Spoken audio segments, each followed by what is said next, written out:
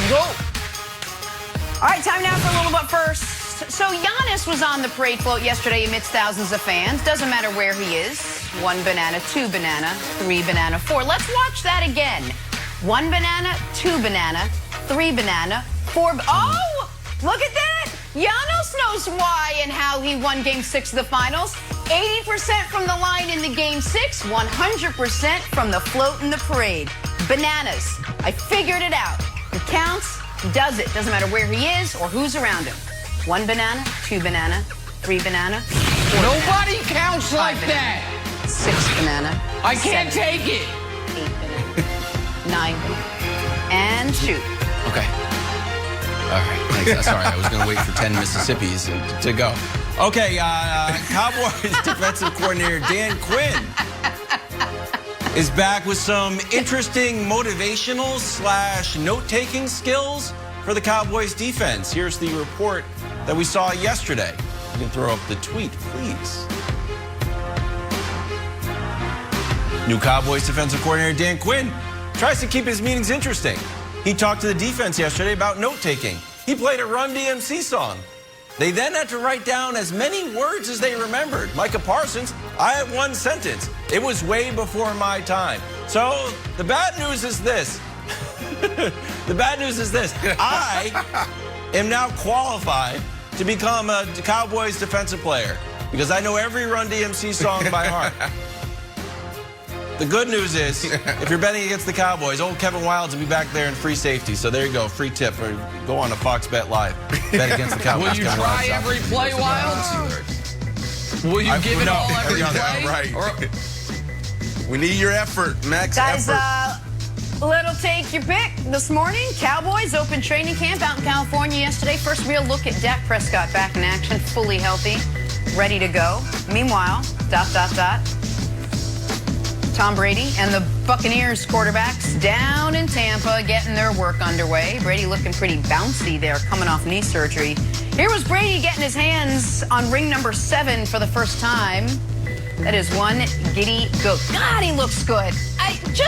My goodness. Brandon, who will have the better season, Dak Prescott or Tom Brady? Take your pick.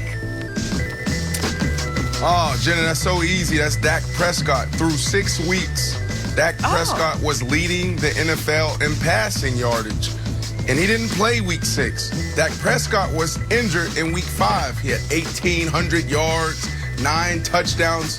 The only reason why they was losing was because of turnovers. He turned the ball over 4 times, threw it 4 interceptions, a couple fumbles, and Zeke had a couple fumbles. That's the only reason why that team was losing. This dude was on fire when he talked about spinning the ball. I don't see that happening again as far as Dak Prescott coming in and turning the ball over, Nick. And then also, for Tom Brady and the Bucs to repeat, they have to lean into the run game. Leonard Fournette, those guys over there. They have a phenomenal defense. Tom Brady, we love you. Tom Brady, you're the GOAT. If we're just talking purely stats, Tom Brady, is Dak Prescott. But they may win the Super Bowl again, meaning Tom Brady and the Bucs. So, yeah, he'll have the better season because he'll have the ring and the trophy. But they have to lean in the run game. That's what they have to do. So I got to give it to Dak Prescott because we're talking purely numbers and statistics. He'll freaking light it up, throw for 5,000+ yards and 30-something touchdowns and 10 interceptions. And Tom Brady will still be standing there with, another trophy, Nick. So I'm sorry, Kansas City. Stop with him getting another trophy. Stop it. The guy hasn't repeated in 17 years. They're not repeating. Stop that. But the answer is Dak. Brandon mentioned what Dak had done that was leading the league through 6 weeks. And he mentioned he got hurt in week 5. So he only played 4 healthy games. And it was the most passing yards ever through 4 healthy games we've seen in league history. And Brandon mentioned the turnovers. It should be noted, yes, some of those turnovers were Dak, but there was also all those fumbles. Fumbles are something that tend not to duplicate year over year. Fumble luck regresses to the mean. So the Cowboys will be better in that regard. And it's odd. It felt like for 3 years, at least 3 times a week, we talked about Dak Prescott's contract, and then he finally signed it, and we have totally dismissed it. The reason I bring it up is is it possible that now that Dak doesn't have the contract hanging over him, that he's actually a better player? I think that's at least on the board. Ooh. So for all those reasons, and for the fact that Tom Brady's 44 years old, almost lost to Heineke, should have lost to Breeze, should have lost to Rodgers, and all this is nonsense, I'm picking Dak Prescott. Okay. Brady should have been one and done in the playoffs for the second straight year, losing to Heineke. You have to keep this up, buddy. You got to give it up. You got to go at Ryan Fitzpatrick or somebody. Stop going at Tom Brady. All right, I think Brandon is right. Throw Ryan's name out there. Well, you can't go after Brady. Go after somebody. Know your teammates. You got to go after somebody. You won't go after Baker. No, all right. I think Brandon's right. Fantasy-wise, I think Dak plays much better. In the real world, however, Tom Brady plays better. Here's why. Dak has to play better. His last full game, the Cowboys gave up 49 points to Baker. In Tom Brady's last 3 games, including the Super Bowl, they gave up about 50-plus points to Patrick Mahomes, Drew Brees, and Aaron Rodgers. So the defense is such a deciding factor in favor of Tom Brady. He doesn't have to do as much as Dak. When Dak looks up at the scoreboard, it's down 21-0 in the first quarter. It's like, all right, time to air it out. And fantasy owners are like, yes, let's go. Winning my league. Don't have to get a tattoo that says, you know, I love Nick Wright. That's our own fantasy league that we got going. That's it. It's in the...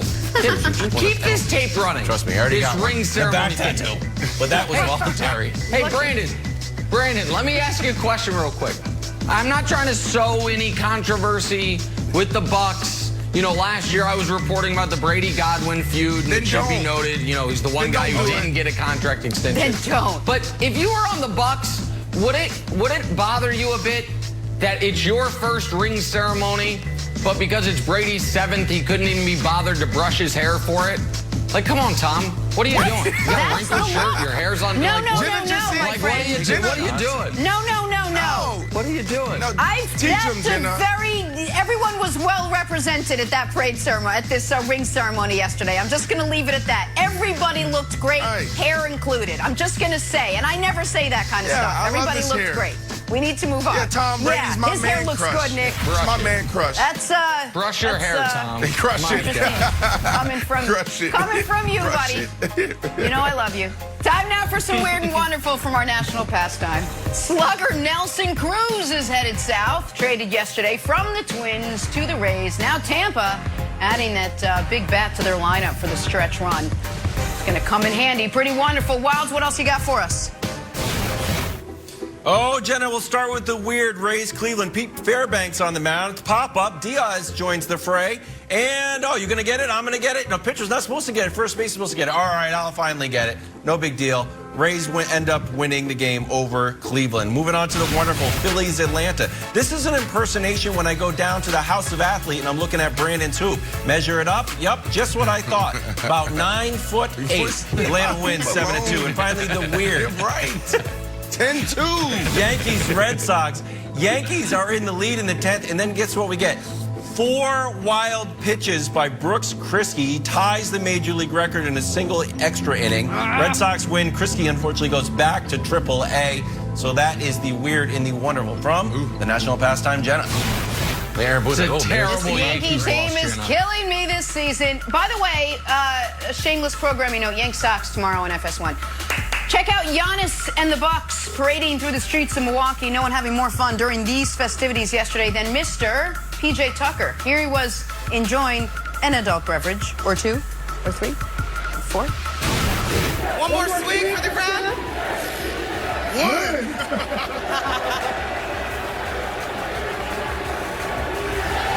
Yesterday, most notably, DeAndre Hopkins, who tweeted this and then deleted it. He said, "Never thought I would say this, but being put in a position to hurt my team because I don't want to partake in the vaccine is making me question my future in the NFL."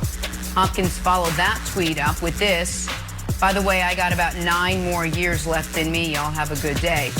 Brandon, as a former player here, I'm going to start with you. What did you make of all this yesterday? Right. I immediately went back to 2020. The NFL has to be careful. I think everybody has to be careful. We all want to get back to normal. 2020 was horrible. I mean, we're still recovering from 2020. I mean, we're still not normal. This is our new norm.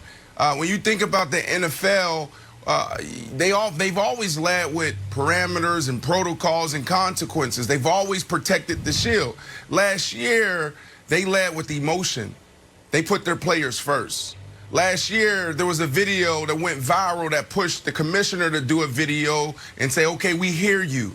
That video was OBJ. That video was DeAndre Hopkins. That video was Saquon Barkley. We talk about some of the biggest superstars, the biggest names in football. We've never seen them step outside the box. We've never seen them push the NFL. And they said, what if it was me? 2020 racial tension soaring. And then we leaned into discrimination. So we have to be careful not to go back and lead with those same protocols, those same circumstances, those same parameters and consequences. Like, yeah, we have to understand that it's people's choice. So what are you going to do? So the NFL has a choice to make, and they have to be very careful, because if there's more superstars standing up, delivering a message saying we don't believe in this, then we can find ourselves with a bigger controversy on our hands. Yeah, everybody wants to get back to business. Everybody wants to watch football, and everybody loves watching basketball.